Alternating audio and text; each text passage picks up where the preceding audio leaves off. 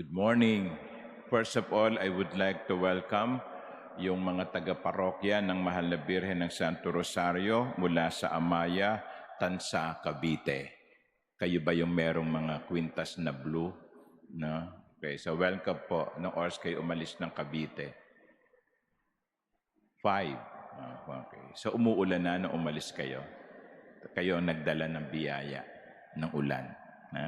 At salamat din po sa pagpapahiram sa amin ng isa sa mga imahen na kasalukuyang naka-exhibit sa ating chapel, side chapel, na may titulong Inay. And of course, welcome din sa mga nandito na nagpunta para magsimba. My dear brothers and sisters, our first reading from the Acts of Apostles teaches us something about community life. The first model of community life, or say, how to live in a community, is Apollos. And this is how he was described. He was an eloquent speaker, magaling magsalita. He was an authority on the scriptures, magaling sa Bible service, no? Bihasa sa banal na kasulatan. He was with ardent spirit. Ardent meaning parang masigasing, no? Masigasing. Pero sa kabila ng lahat ng kanyang gifts, sa kabila ng kanyang lahat ng mga katangian, may kulang sa kanya. Sabi dito, he knew only the baptism of John. So in spite of his intelligence, in spite of his eloquence, in spite of his ardent spirit, there is something missing. And that is a very important point. In any community, there is no one who has everything. Diba? Sa pamilya, sa parokya, sa paaralan, wala namang isang taong masasabing nasa kanya na ang lahat. Kaya hindi tayo dapat magyabang. Hindi tayo dapat magyabang na tayo ang pinakamagaling, na kapag ako'y nawala, sasabihin natin, no, ay ako, pag iniwan ko kayo, wala nang mangyayari sa inyo. Okay? Parang, hello, ikaw ba si Jesus?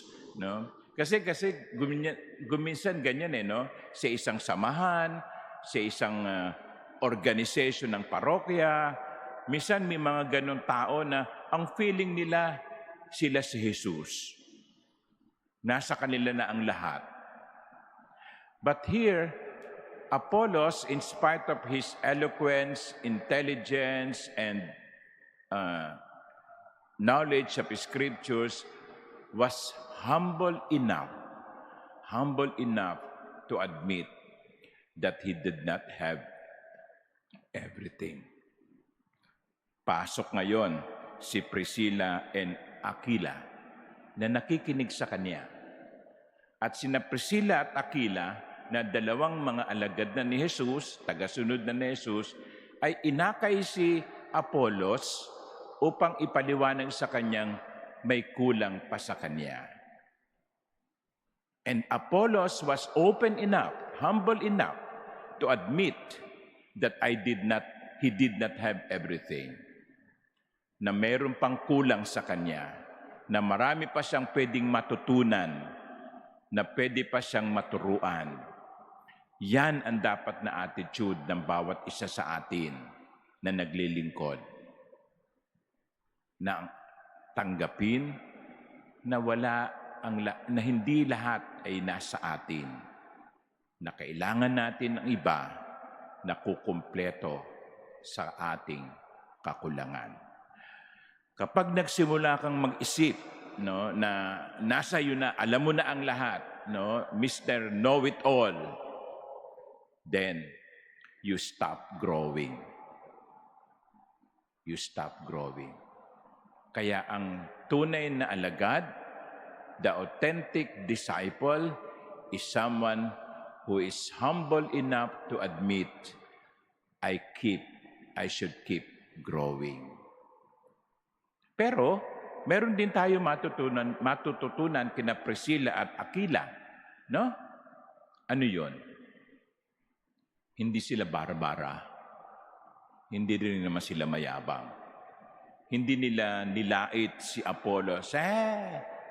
Kala mo ko sino kang magaling, may kulang pa rin sa'yo. Diba? Ganyan naman ang kumisan ang nangyayari. Yung mga may alam, ang yabang din. Hindi. Pinakita ni Priscilla at Aquila kung paano dapat i-correct, kung paano dapat gabayan ang isang tao. Kaya nga, walang away, hindi nagkakagulo. Ang gulo-gulo ngayon, ano? No? Ang gulo-gulo na nangyayari sa Pilipinas kasi lahat feeling magaling. Lahat ang feeling siyang bida. Maraming pabida. Kaya nagkakagulo ang lipunan kahit saang samahan, parokya, parish organization, pamilya, ang sumisira ay yung mga taong pabida. Pabida. Sa umagang ito, sa pamamagitan ng halimbawa ni na Apollos, Priscilla at Aquila, tinuturuan tayong paano makisama, paano bumuo ng isang nagkakaisang pamayanan. Mga minamahal kong kapatid, hilingin natin sa Panginoon ang biyaya. Sabi ng Panginoon sa Ebanghelyo, ask and you will receive. Diba? Ask and you will receive. This morning, let us ask for the gift of humility. Humility, kababaan ng loob, upang tanggapin na hindi natin alam ang lahat. To accept that we do not have everything, that we do not know everything, that we are also needed, we also need to be completed, and to be humble enough to share what we know, to guide with kindness, to tell the truth with charity, so that people will also be complete. Lord, make us humble. Amen.